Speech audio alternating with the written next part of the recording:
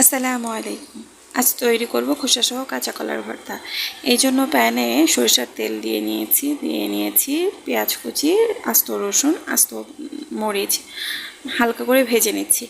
আমি যেহেতু খোসা সহ কাঁচা কলার ভর্তা করব, তাই এখানে লবণ দিয়ে নিয়েছি হাফ চা চামচ, চেরও অনেক কম, হলুদ দিয়ে নিয়েছি আর খোসা সহ কাঁচা কলা কেটে নিয়েছি। এটা হালকা ভেজে এই যে এখানে খোসা সহ কাঁচা কলাটা দিয়ে দিচ্ছি। এটা আমি হালকা হলুদ দিয়ে মেখে রেখেছিলাম।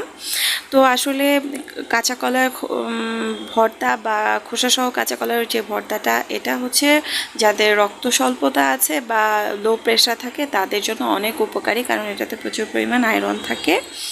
এই যে এখানে অল্প পরিমাণ পানি দিয়ে অল্প আছে সিদ্ধ করতে বসিয়ে দিব, কারণ এটা যদি ভালো করে সিদ্ধ না হয় তাহলে এটা ম্যাশ করা যাবে না।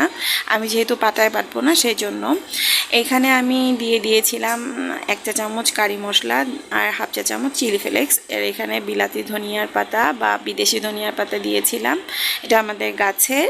আর এই যে এটা আমি এখন ম্যাশ করে নিব। এই যে ম্যাশার দিয়ে আপনাদের কাছে যা আছে সেটা দিয়ে আপনারা ম্যাশার করে নিতে পারবেন, যেমন কোনো ডালের চামচ বা কিছু এই ধরনের। তো আজকে এই পর্যন্তই, আমার ভর্তাটা রেডি।